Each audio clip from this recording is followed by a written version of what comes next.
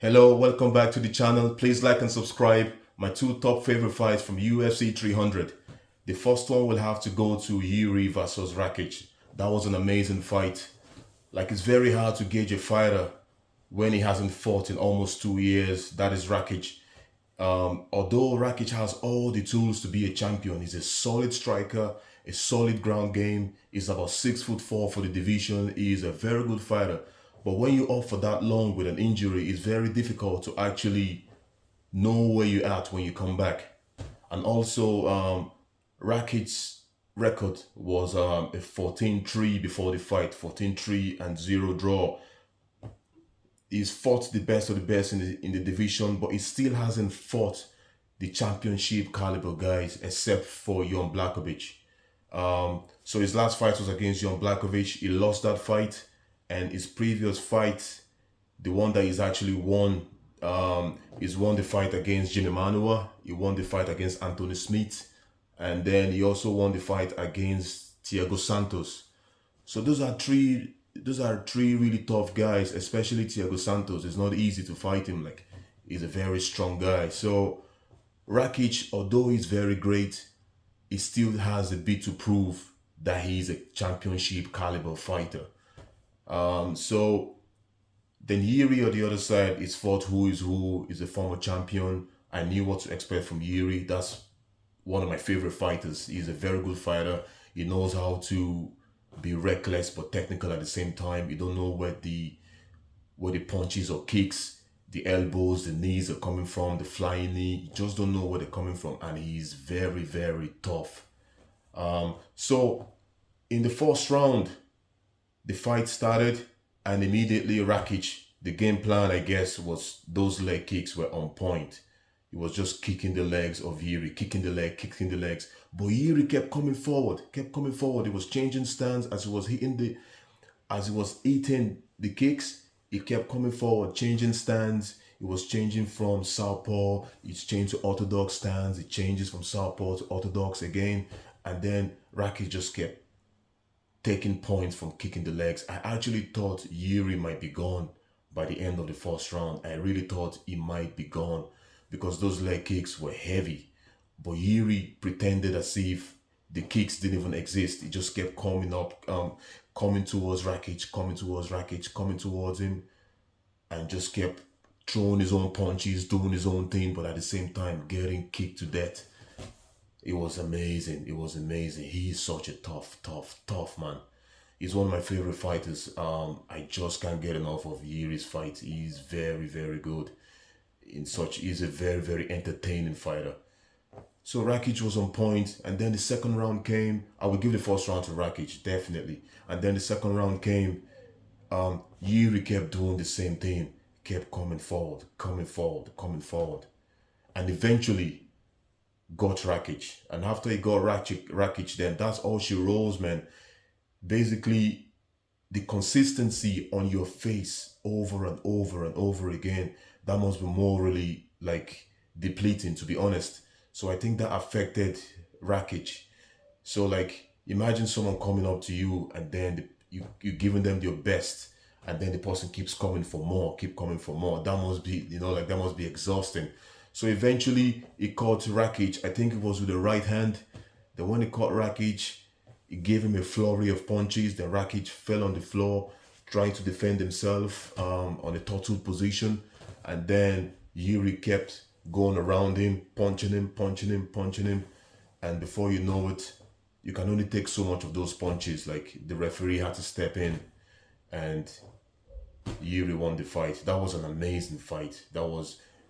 It wasn't a very long fight. I think 8 minutes. And it was an amazing fight. That was my favorite fight of the card, for sure. My second favorite fight of the night has to be Max Holloway versus Gaethje. These two boys bring it anytime they fight. Future Hall of Famers, future legends now even. Former champion, although Gaethje hasn't won the red belt, but he's been a BMF champion, and also he won the interim lightweight championship as well. Gaethje is one of the best ever. Max Holloway is one of the best ever. There's no doubt about that. So you expected fireworks, you expected to blow. Like, you just expected the best from the two boys. You know what I mean? So when the fight started, it was kind of like a show of respect between them. Obviously, the both of them, they have so much respect for each other, which is expected. Like, and then the first round started. I didn't know what to expect. I knew Gaethje was gonna kick. Everybody knows Gaethje kicks. Gaethje is probably the top two best kickers in the whole of MMA. I don't care what organization it is, UFC, PFL, whatever it is. Gaethje is definitely the top two best kickers in my opinion. It can kick you from anywhere, like very quick kicks, very hard quick kicks, hard kicks. I would hate to get a kick off Gaethje. Oh, no way. No way. I'd rather get a punch off Ngannou than get a kick off Gaethje. Maybe not, but you get the point. So the first round, Max Holloway was in his element right from the beginning. Max Holloway does what he does best. Just accumulating punches, just going around. But at the same time, Gaethje was kicking him. But I was worried about his kicks as well. Just the same way I was worried for Jiri. But Max Holloway was getting more shots in. Even if it was getting kicked on the legs, it was still getting more shots into Gaethje. So Gaethje was filling him out, kicking him, filling him out, filling him out. And then towards the end of the first round, there was a nasty, nasty spinning back kick from Max Holloway that hit the nose of Gaethje. That was nasty. I was like, whoa. I was like, I thought he was gonna get knocked out, but it's Gaethje we're talking about. It takes something, it takes a hammer to the head to knock that guy out. So as soon as I saw that and the bell rang then, so it was kind of lucky that Max didn't have another minute or another 30 seconds even to kind of, like follow up with the spinning back kick. And then he went to the corner. He was telling his corner, Trevor Whitman, that's Gaethje now. He was telling his corner, Trevor Whitman, telling him he can't breathe through his nose. And it's very hard when a fighter can't breathe through the nose, because when a fighter can't breathe through the nose, right, they have to breathe through the mouth. And if they have to breathe through the mouth, they have to open up their mouth most of the time. And when they open up the mouth most of the time, your ability to take shots significantly reduces, because obviously when you're taking shot, you want to turn your chin down, and then that helps you with the shot.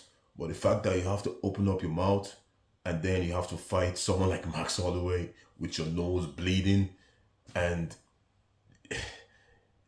it's very tough. But who can do this except for Gaethje? Gaethje is one person that can definitely do it. So anyways, the second round came. Gaethje was a bit hesitant. Obviously, you can't blame him. He's gonna have to be careful. So he was just a bit hesitant. The nose was still bleeding. The corner didn't really, the cutman didn't really have time to do much with the nose, because it was just very, very bad. And then Max was in his element, doing his thing. Gaethje was still getting kicks in and stuff. So that was another Max round for me for sure. Then the third round came again. But before the third round came, I have to mention the eye pokes in the second round from Max. There was 2 eye pokes. These things happen in a fight, obviously. Like, Max is a clean fighter from what I know. I've been watching Max for years, and it's definitely not on purpose. And even Gaethje knows that. And Gaethje fought through, like, an eye poke in the eye, like, it's just very bad. Like, if you've ever been eye poked by mistake before, like, it takes you a while to get back your bearings. So kudos to Gaethje for fighting through and then keep going. You know what I mean? Like, kudos to him. But anyways, I just had to mention the eye poke. Something has to be done with the gloves as well. Let's be honest. Like, it's 2024. We must have better glove technology for that, like, better designs for that. So anyways, round 3 came. Max Holloway was still looking sharp. You know what he does, accumulation of punches. An accumulator, really.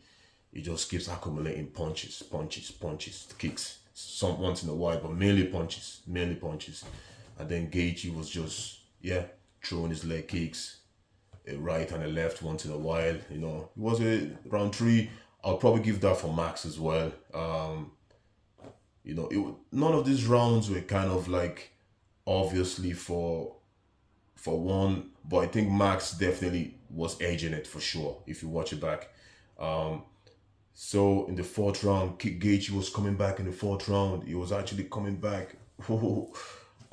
I liked Gaethje in the fourth round, and then he dropped Max. Then, oh my goodness! Then after he dropped Max, I was like, whoa! But Max came back up immediately, like nothing happened. The fighter's mentality. These two guys are just like, and at this stage, there was not even any takedown. Like nobody even tried to take anyone down. Like there was no takedown attempt whatsoever, which I wasn't surprised, but I thought maybe Gaethje might go for a takedown just to kind of spice things up because he must know. Maybe he doesn't, but he must kind of know he might be down a couple of rounds. So I thought maybe he might want to spice it up and also trying to avoid getting punched on that nose from the first round. You want to avoid getting more and more punches on it. So, but it seems to be okay on this round. It seems to be breathing a little bit better, and it seems to be better at the. It seems to be better at coming for Max again. He wasn't as hesitant in this fourth round. He was getting his confidence back, and then the fifth round came. What can I really say about the fifth round? Trevor Whitman gave Gaethje an advice to forget about the front kick. Basically, Trevor Whitman is a genius. Like Trevor Whitman is a genius. If you don't know Trevor Whitman, just keep an eye. Just Google him as well. Like he was the one that coached Usman as well. That taught him how to strike and stuff. That Usman started knocking everybody out, and he fell in love with the striking. But Trevor Whitman is the man. He is the man. Very knowledgeable striker. Very knowledgeable striker for sure. And so in the fifth round came around, and then what can I say about the spinning back kick again? That came back again in the fifth round. It did it. Maybe it did like I'm not sure how many times Max did the spinning back kick, but I remember he did it in the first round that broke Gaethje's nose, and then he did it in the fifth round as well. That back kick is money. That spinning back kick is money. Like it's so smooth, doesn't even telegraph it, just from nowhere, just gives you the spinning back kick. It's absolutely beautiful. And then he got Gaethje with that as well in the fifth round, but I think it was on the body this time. And what can you say about the last 30 seconds of the fight? Max was winning, clearly winning. And then he told Gaethje, let's get down in the middle of the ring, that kind of a way. Let's get down. This is the BMF belt. Let's get down. And then we all know Gaethje. Gaethje never backs down from a fight. Never backs down from a fight. So Gaethje then came to the middle of the ring, him and Max. They started swinging and swinging and swinging. Then Max caught him with a nice hook, man. He caught him with a nice right hand, man. I think it was a right hand, yeah. And then Gaethje just went flying head first onto the canvas.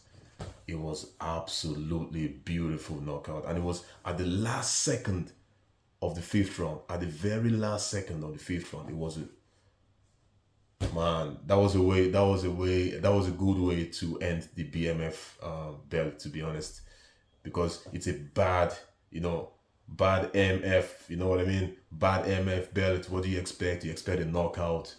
Even without the knockout, it would have still been a beautiful fight. But that knockout just sealed it for me to make it my number 2 fight in UFC 300. It was a great card. What can I say? There was a lot of other fights, but like those are just my top 2. And that's how she rolls. And I hope you guys enjoyed it. Please give a like and subscribe, and see you in the next video.